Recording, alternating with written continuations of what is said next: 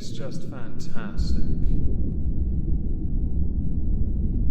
Captain's log, subdate 220210.8. Because of a recent Twitch stream, Subfleet are sending me a brand new tactical officer called Marvin Kyle Smackers. I'll give him Bork's old quarters and see how he fits in when he arrives. FYI, Bork sleeps in the pantry under Dorcata's lube. Welcome everyone to the exhibition of stupid people. Today we're going to start with Kevin Duggar, Dugar, a man who has been serving 20 years in prison. 20 years in prison for a crime he did not commit. Now I know what you're all thinking. Well, surely then this is Halls of Injustice. No, this is stupid. A level of selfishness is involved, but also really stupid. Not Kevin, that is. You see, Kevin didn't commit the murder. Kevin yet still served 20 plus years in prison and has only recently finally been released and breathed full fat freedom air. Just to provide the suitable and full context,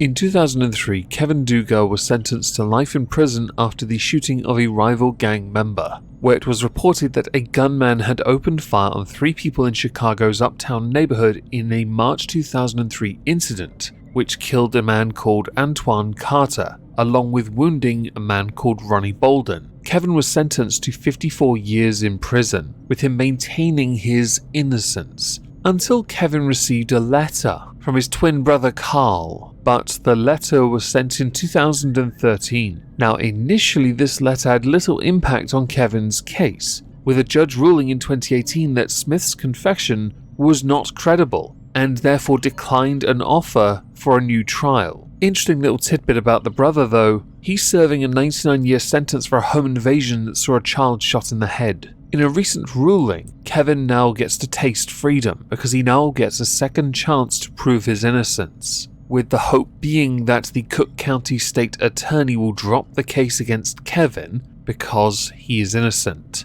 according to Kevin's lawyers. There's a reason I put it here, and it is because a new trial will take place. Once that trial is concluded, then we can certainly put this within the Halls of Injustice. And I do find it quite amusing that Kevin's brother essentially stitched him up, but was okay letting his brother sit in a prison for 20 years, although technically 10, before doing anything about it. So for the next subject, we're going to go to something that I saw initially on the 4th, but had received via Twitter, courtesy of Cutwiser. Some feel-good revenge, a retweet of Steve Leto's. I think most people will agree with this verdict. For this we need a statement, an idiom. A man's home is a man's castle, right? If you do something to that person's castle, they are well within their right to protect it and defend it. In the United Kingdom, this doesn't apply as much as it should. If someone breaks into your home and you hurt that person,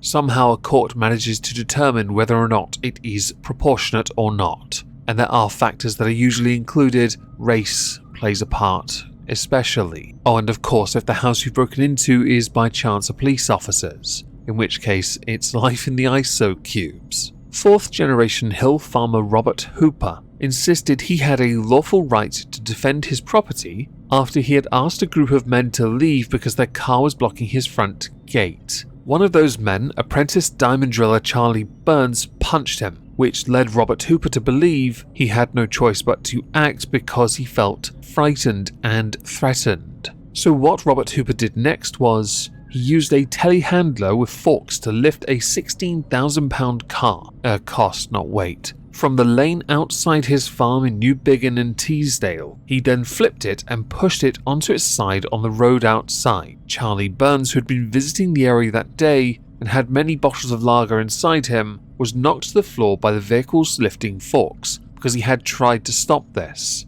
When the police arrived, well, Burns was hardly in a good mental state and decided, even though he was just wearing a pair of boxers, to moon the police officers to get them on side. When this went to court, Robert Hooper said, "An Englishman's home is his castle and my castle starts at that front gate," insisting he had a lawful right to defend his property. And to defend himself in the court, he referenced Sir Edward's establishment of the common law principle that everyone has the right to defend their home against intruders. Hooper had been charged with dangerous driving and criminal damage, but has been cleared of both. Quite frankly, these two gobby chads deserved absolutely nothing. He asked you to leave, and you assaulted him. He removed your vehicle, you mooned a police officer because you were so heavily inebriated. A man's home is his castle, and you two divs have now learnt a very valuable lesson. No doubt you will have learnt nothing though,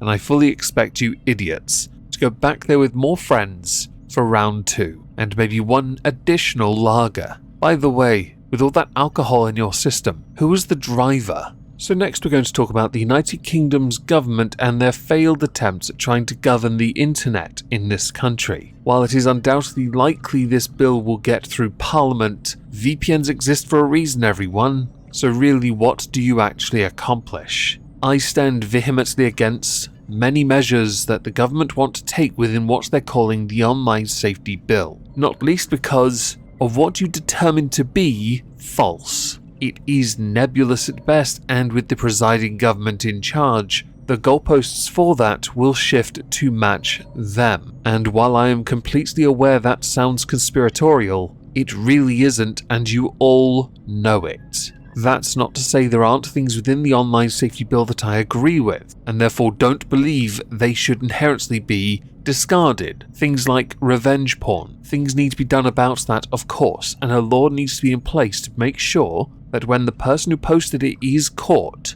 they are properly dealt with in the country where they committed the crime. I think that's an important factor. It certainly shouldn't be someone being extradited to another country that has revenge porn laws, because there you committed a crime even though you're not in that country. Because of the measures introduced in this bill, sites such as Facebook and Twitter now will have a legal obligation to swiftly remove illegal content once it is reported to them, or they themselves risk being sanctioned in some way, no doubt monetarily, to cover the rather large gap in the finances. Highlighted as key safety concerns for social media companies would include the abuse of football players after the Euro 2020 final, where Gareth Southgate used people who had never taken penalties in their lives, who coincidentally happened to be ethnic minorities. Revenge porn, cyber flashing, and COVID disinformation. A tad ironic from this government, don't you think? Weren't they after all having parties while Boris was claiming to not know what the rules were, even though he wrote them? I stand by what I said at the start. All this will do is push people towards VPNs more and more. It won't stop what people say, and many people don't care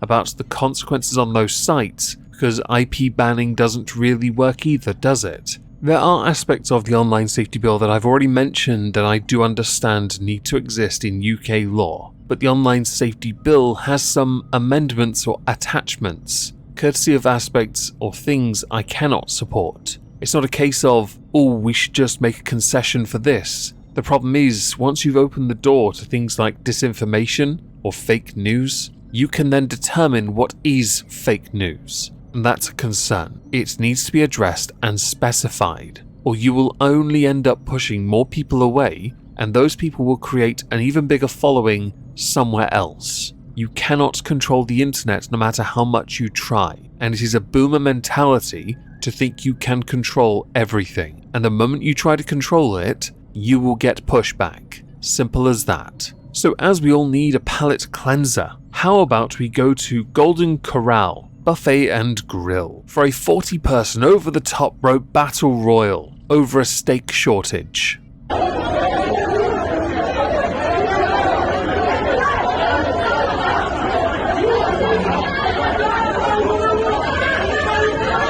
Really?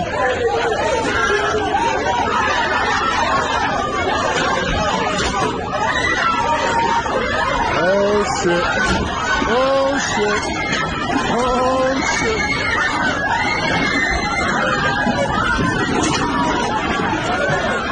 Oh shit. Oh shit. Ooh. Oh. Oh. Oh shit. Ooh shit.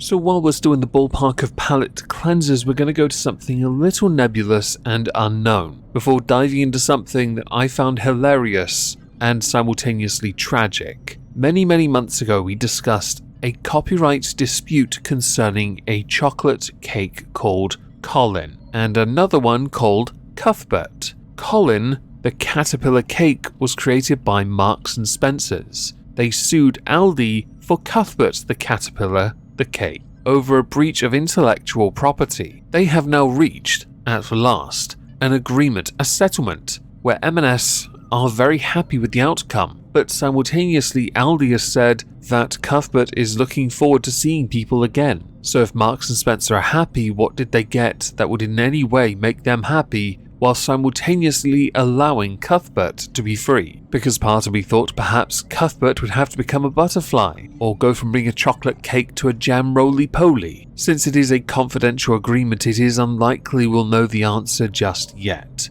So instead, let's talk about Jimmy Carr, who had a special on Netflix and managed to cause such a stir that again the UK government has decided to slam him for something he's done. They've done it in the past, when it was found out that he'd used tax loopholes to avoid paying, let's say, his fair share, saving millions of pounds in the process. Jimmy Carr has sat on the fence for a long time with what is acceptable comedy, and because of that, he has somewhat gone under the radar and yet retained his mainstream popularity. Nowhere near the levels of other mainstream popular comedians in this country, but he's always been consistent. His one-liners, he's always working, and he's been very good for a very long time. So what did he say to incur the ire of so many people on a Netflix special? Well, Jimmy Carr introduced this show as being a career ender, and had warned it contained terrible things. So he gave people plenty of opportunity to walk away. Spoiler,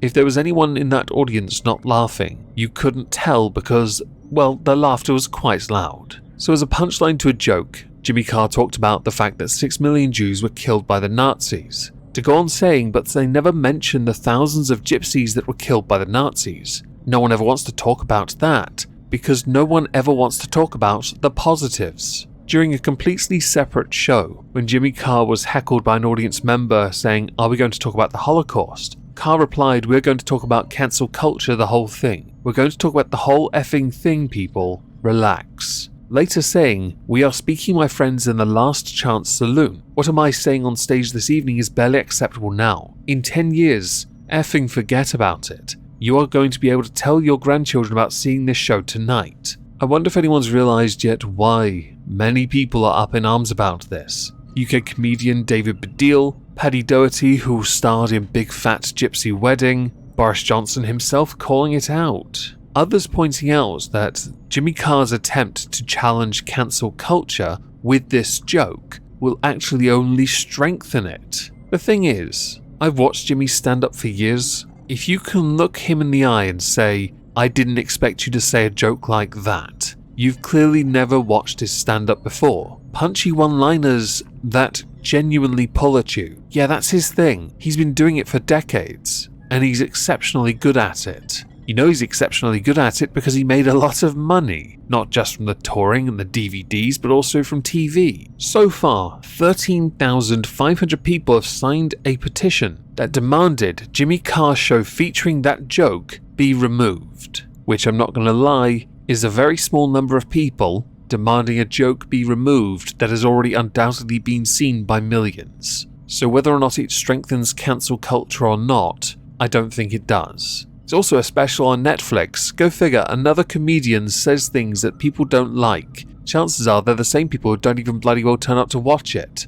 And with that spirit in mind, let's have a quick conversation about the Brit Awards, which are the UK equivalent to the Grammys. Last year at the Brit Awards, a complaint was made by the likes of Sam Smith, who had not long after last year's Brit Awards come out as non-binary, I believe now using they-them pronouns. Many people have an opinion on that. I don't ultimately care. The Brit Awards decided in response to that to ditch male and female categories entirely from the Brit Awards, just unifying it under one banner. So instead of Best Male Artist, Best Female Artist, you just have Best Artist. Adele won that this year, and Adele said the following: "She loves being a woman," which has caused a bit of backlash, but as Adele's one of the biggest stars on this planet, I don't think she's going to get anywhere near as much flack as Jimmy Carr. And to be honest, it's a very difficult one to argue against as well, because there's nothing wrong with being proud of who you are. which is a sly dig at those organisers who decided to get rid of the categories, but also a way of saying, look, there's nothing wrong with being who you are. The issue is, of course, if Ed Sheeran had won and said, I'm proud to be a man, you know damn well, even though he's a bigger star, the backlash. The backlash would have been quite something. Now, the part about this that ties into Jimmy Carr, where I said chances are people wouldn't tune in to watch it anyway, well, has anyone ever heard the term get woke, go broke? The Brit Awards for 2022 pulled in its lowest ever ratings of 2.7 million viewers. If you compare it to 1999, where the viewership was 9.86 million people, it's not quite as, I don't know, is it because people don't care anymore about awards for people doing their jobs properly, i.e. musicians doing their job, thereby selling records? Or do you think it's because you've kind of tarnished it? No one cares about the fancy trophies you constantly change now. No one cares about the artists that go to these events. No one cares what they receive as a gift bag. People do care that you've reduced and watered down what the award means, but ultimately, I don't think anyone cares anymore. And I think it's because you're pushing ideas the majority of people no longer are interested in. But also, seriously, when you know the winner in advance, which I'll be honest with you, if Adele's brought out new music, she was going to win. Even Ed Sheeran can't beat that. In this country anyway. Oh, and the fact that it's all pop music and quite frankly pop sucks. Chances are you're not catering to a wide enough audience anymore. But also get woke, go broke.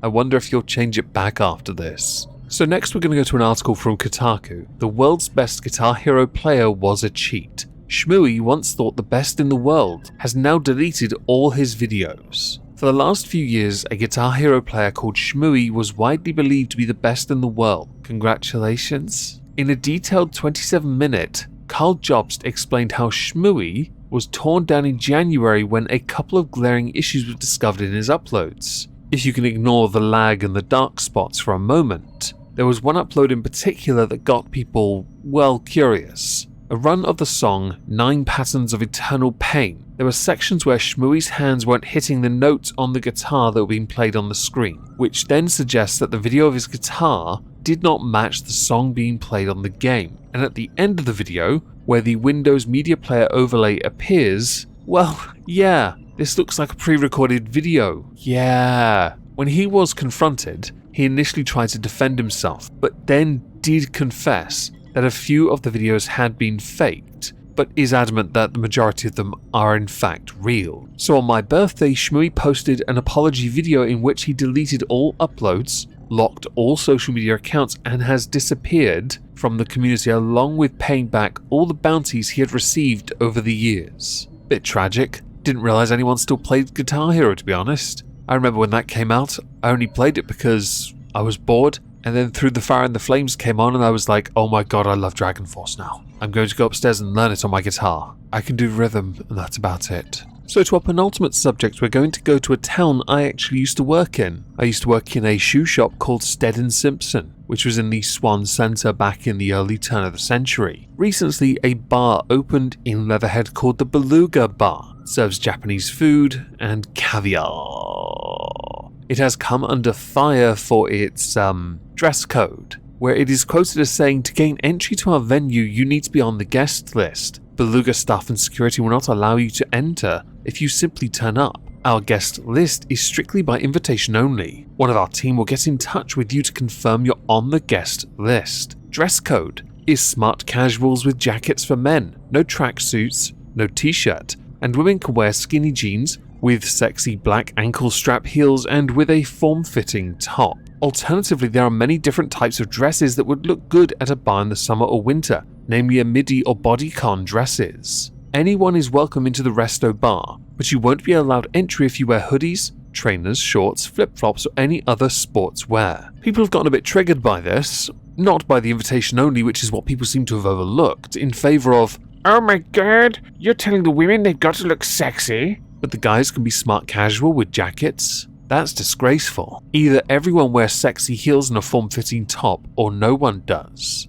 And those are two totally different types of bars. Now to the final subject, consider this a trigger warning. The police in the United Kingdom have launched an investigation into West Ham defender Kurt Zouma, Z-O-U-M-A, because of some Snapchat videos that came about showing him doing some rather disgraceful things. He cost the club £29 million and people are already demanding he be sacked. So what is it he did? Why are the RSPCA involved? Well, in one of the videos, he is seen chasing the cat around the kitchen and dining room, which sounds like nothing. In a separate video, he throws a pair of shoes at the cat as the cat is trying to desperately get away from him. No, I'm not going to play the videos. In another video, he is seen drop kicking the cat, as in holding the cat up, dropping the cat, and kicking the cat. This is unacceptable. Now, we all know what I think about this when it comes to any form of physical abuse. It is a degree of separation from domestic abuse, but also it should be treated on par with that, as far as I'm concerned, and he should be summarily arrested. Initially, what happened was nothing, because as it turns out, no one cared until more and more of a fuss was kicked up about it. He did receive a fine. Wow. When the videos came to light, he was still selected to play against Watford. That went down well, although the fans did boo him for that because they'd all seen the videos. The police are investigating. The RSPCA have taken the cats away. I think he should be blacklisted for life. But some people on his team decided to say, yeah, but what's worse, him kicking a cat or racism? Not a joke, by the way. Someone actually said that. Don't false equivalence this, you numbnut. The race of the person who kicked the cat is utterly irrelevant. What matters is the person kicked a cat. That is not acceptable, and nor shall we accept it. And if you try and use race as a shield, fully expect everyone else to rail on you for weaponizing your skin color. More than 30,000 people have signed a petition demanding that he be prosecuted, and by the way, if this was in France, he could well face 4 years in jail for it, which he won't get, we all know that. Even the likes of Gary Lineker, who's known for his very woke mentality, has slammed the manager of West Ham for continually selecting this player. Now granted, it's a weird one really for the manager to be in. The player's in form. The player is paid a lot of money. They've paid a lot of money for his services. But a player is also an ambassador to a club in this country. Think of it like NFL. You are an ambassador for the club you represent. Therefore, your actions off the pitch directly impact the club. It is why they have contracts and they control so much of it. The hashtag Zuma, whatever his name is, out has been going on for quite some time, and I hope the cats are given a good home, because ultimately that is the one thing they deserve. But don't be surprised in the near future if Child Services just pay you a little visit, because they're also aware of the statistics. Oh, and as a final point, this was clearly pre-planned, because your obviously brain-dead brother was recording this on his phone so that they could all then laugh about it, which is where I lean in favour of you being prosecuted and banned for life from ever owning an animal in this country ever again. Being an owner of an animal or a pet is a privilege. You do not deserve that, if that is what you're willing to do to those that are supposed to trust and love you.